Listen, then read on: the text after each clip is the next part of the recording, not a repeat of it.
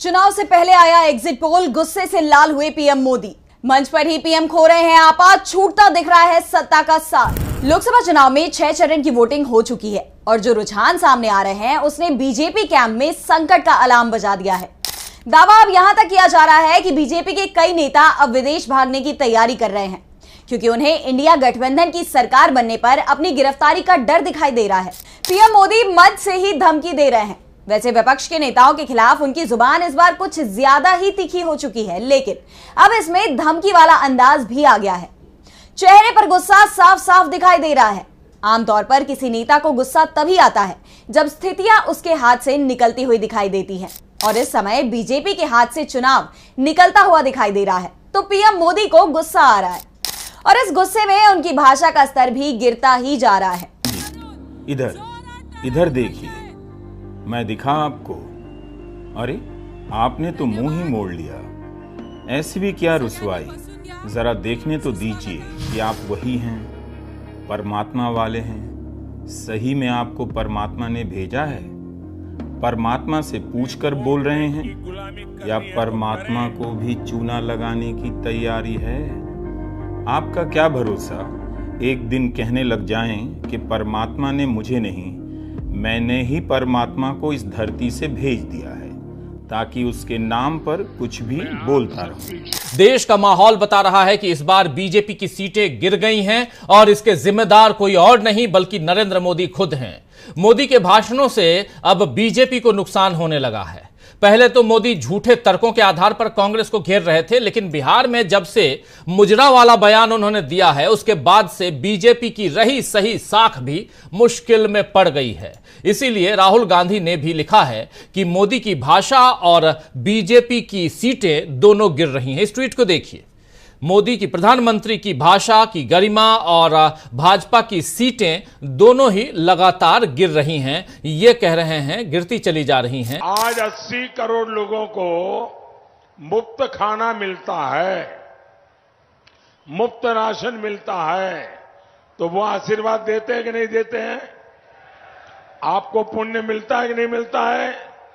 लेकिन अगर आपने वोट नहीं दिया होगा तो वो पुण्य आपके खाते में जमा होगा क्या? क्या कुछ कहा है नीतीश कुमार ने, जरा उसको भी सुन लीजिए। सुनिए जरा नीतीश कुमार क्या कह रहे हैं।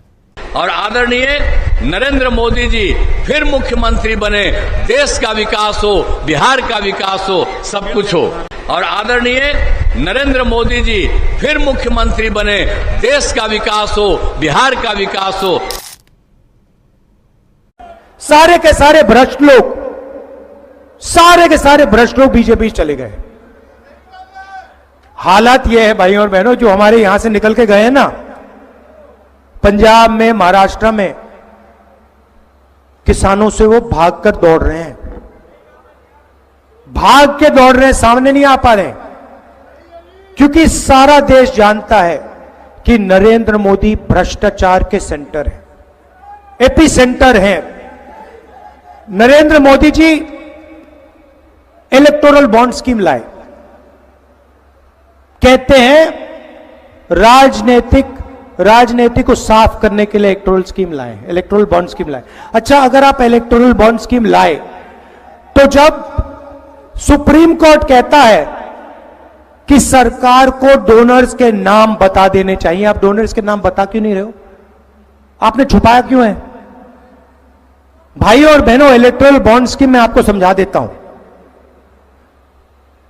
कंपनी पर दबाव लगता है, सीबीआई ईडी की इंक्वायरी होती है, कंपनी बीजेपी को रिश्वत देती है, सीबीआई इंक्वायरी, ईडी इंक्वायरी बंद हो जाती है। यह है इलेक्टोरल बॉन्ड स्कीम। हफ्तेबाजी है, एक्सटॉर्शन है।